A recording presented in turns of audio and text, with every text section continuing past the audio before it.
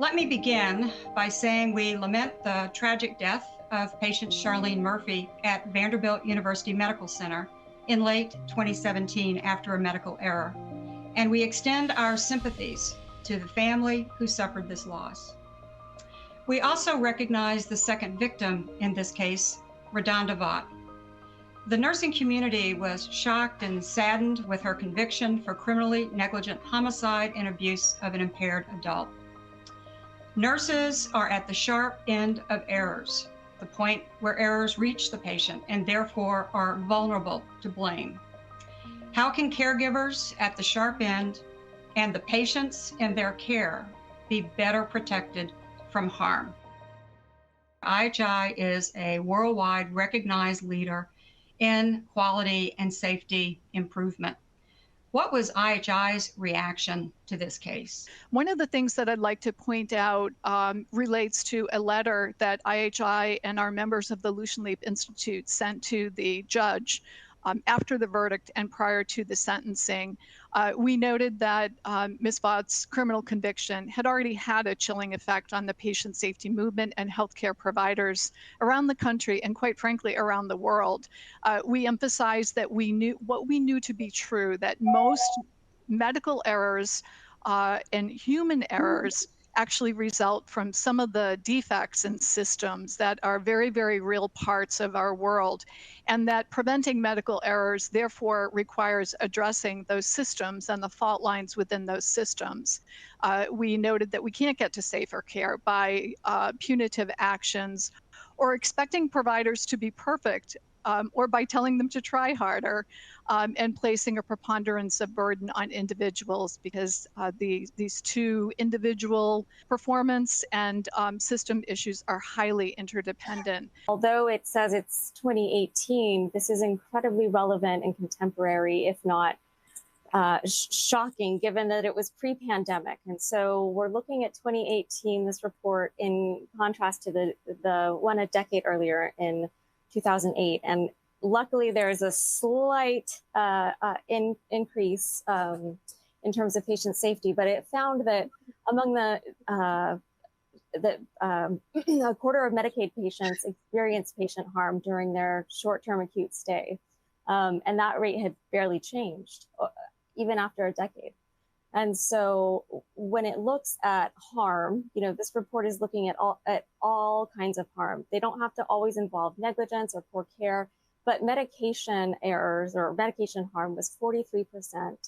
23% were related to patient care, 22% stemmed from procedures or surgeries, and then 11% were due to infections.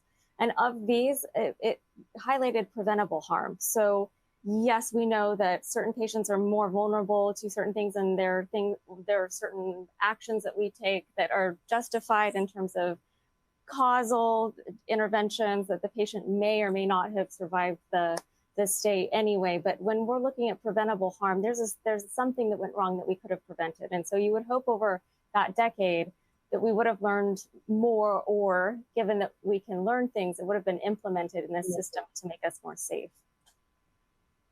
Thank you. And a copy for our audience to refer to more in depth is also in your related content folder.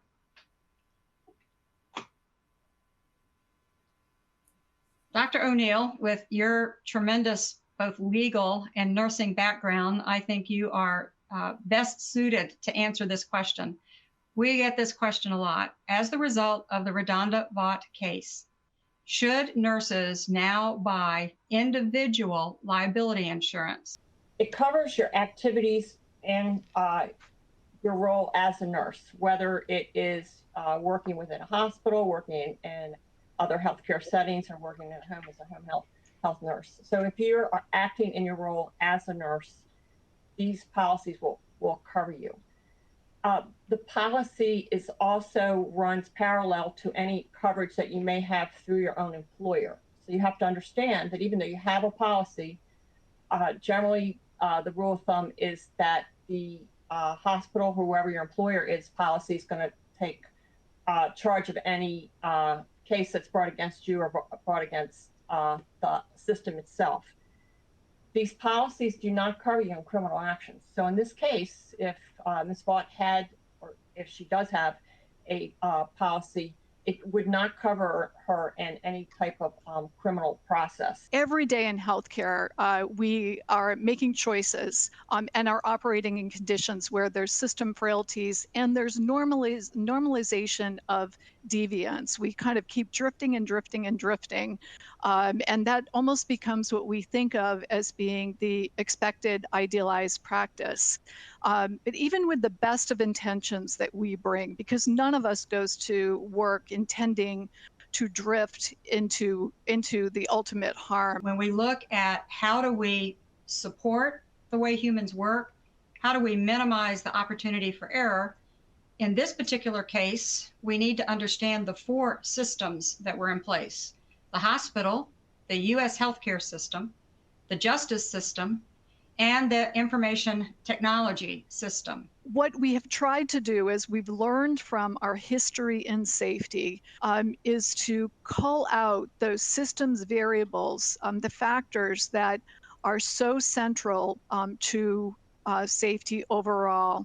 And there are 4 key areas that we identified that are essential for focus and deemed essential for safe and reliable care. One is culture, leadership, and governance. A second is patient and family engagement. A third is learning systems. And the fourth is the well-being and safety of the workforce. In the situation in which she found herself, because she didn't intend to do harm. And so when we look around normalized deviance, it tends to be that people are just trying to get their job done and they're doing the best they can. And so when the justice system flips and makes you deviant for this kind of normalized deviance, I do think that we might need to rethink what justice looks like in terms of protecting the public and then punishing bad actors. What does a safer public look like, with a criminal charge like this? And then what kind of punishment is just? Where do we go from here? What do we learn from this case? How do we look at our organizations to make sure that the vulnerabilities that created this scenario don't exist in our particular organizations? So I think where we go for solutions from here, number one, for me, is being able to move beyond that emotion, not to lose sight of that emotion and passion, but to be able to create action and think about the lessons that we've learned. And we've shared some examples today for how we can, again, intentionally address and design systems of safety. Thank you for watching this webinar preview. To watch the full version of this free on-demand webinar, follow the link in the description. Thank you.